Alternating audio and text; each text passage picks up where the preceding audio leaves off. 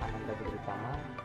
Di sini saya akan menjelaskan tentang penanggulangan bencana kebakaran di dalam gedung. Pencegahan dan penanggulangan serta penyelamatan diri dari bencana kebakaran adalah peristiwa atau rangkaian peristiwa yang mengancam dan mengganggu kehidupan dan penghidupan masyarakat yang disebabkan oleh kelalaian manusia maupun faktor lain sehingga mengakibatkan timbulnya korban jiwa manusia, kerusakan lingkungan, kerugian harta benda, serta dampak psikologis. Pencegahan, langkah-langkah yang perlu diantisipasi guna mencegah terjadinya bencana kebakaran sebagai berikut.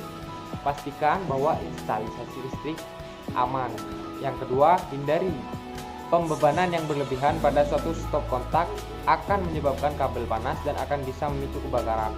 Ini biasanya dilakukan dengan penumpukan beberapa stop kontak atau sambungan T pada satu titik sumber listrik.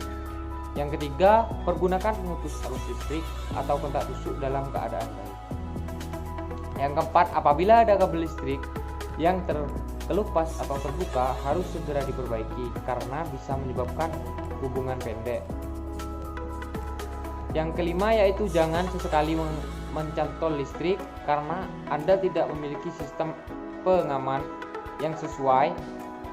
Yang kedua yaitu PLN biasanya sudah memperhitungkan distribusi beban listrik. Apabila ada beban berlebihan akan mengganggu jaringan listrik yang ada. Yang kedua yaitu penanggulangan. Yang pertama, penanggulangan yaitu sediakan alat pemadam kebakaran di kantor Anda. Apabila Anda bisa membelinya, siapkan selimut pemadam fire blanket di setiap ruangan kantor. Yang kedua yaitu sebagai pengganti fire blanket, sediakan karung goni, karung beras yang terbuat dari serat Manila. Basahi karung goni sebelum dipakai untuk memadamkan api. Yang ketiga yaitu panggil pemadam kebakaran apabila masih sempat. Pasang nomor penting dekat telepon atau program telepon untuk nomor-nomor penting. Ingat bahwa mereka tidak akan datang dalam waktu singkat. Kemungkinan api telah berkobar lebih besar. Prinsip-prinsip dalam penanggulangan bencana kebakaran yaitu cepat dan tepat, prioritas, koordinasi dan keterpaduan, berdaya guna dan berhasil guna, kemitraan, pemberdayaan, dan non-deskriptif.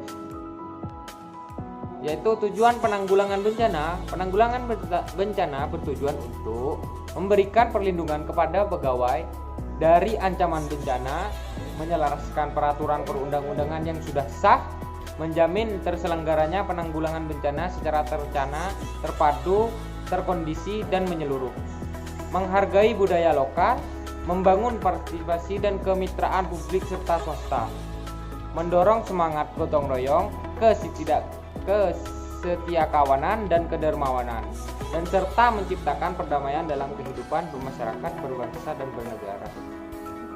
Penyelamatan diri. Apabila karyawan atau karyawati kantor sudah melakukan pengenalan dan pengecekan kantor dengan seksama, maka buat rencana penyelamatan diri. Berusaha menentukan setidaknya 2 jalur keluar dari setiap ruangan. Ini bisa melalui pintu ataupun jendela. Jadi perhatikan apakah teralis kantor atau akan mengganggu rencana ini. Buatlah penyelamatan diri di kantor bersama seluruh karyawan. Yang kedua yaitu persiapkan lampu senter di dekat tempat tidur bagi petugas satpam. Yang ketiga, saat kebakaran sebenarnya asap yang membuat orang menjadi panik dan tidak dapat bernafas dengan leluasa. Merangkaklah atau menunduk di bawah, tutup mulut dan hidung dengan kain yang basah. Yang keempat, keluarlah dari pintu atau jendela yang terdekat menuju ke tempat yang aman. Pastikan bahwa pintu dapat cepat dibuka pada kondisi darurat, demikian pula jika harus melalui jendela. Yang kelima, apabila terjebak api, pastikan balut tubuh dengan selimut tebal yang dibasahi. Ini hanya dilakukan sebagai pilihan terakhir ya, apabila tidak ada jalan keluar menerobos kebakaran. Pihak-pihak yang terkait dalam kebakaran yaitu pegawai yang bersangkutan, satpam, petugas yang menangani kebakaran, 4 pemadam kebakaran, 5 Kasubag Umum atau Kasubag TU, Kepala Balai Besar Pulp dan Kertas. Masuk ke tahap terakhir yaitu prosedur. Yang pertama, bila terjadi kebakaran, karyawan dan tamu menyelamatkan diri di tempat aman dan jangan panik. Jangka waktu maksimal penyelesaian yaitu 3 menit. Yang kedua, penanggung jawab ruangan memberi informasi sumber kebakaran kepada petugas atau yang diberi tanggung jawab maksimal yaitu 2 menit.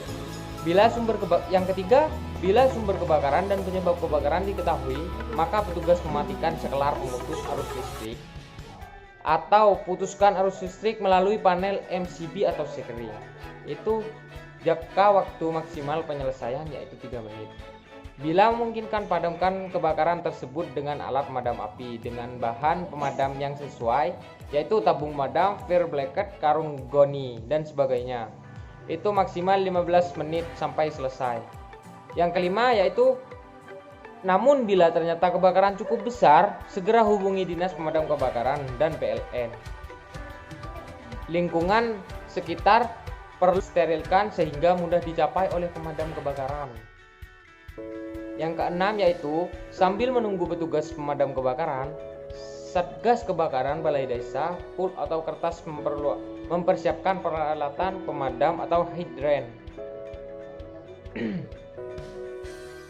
Satgas atau petugas yang ditunjuk mengambil posisi yang telah ditentukan, itu maksimal 5-10 menit.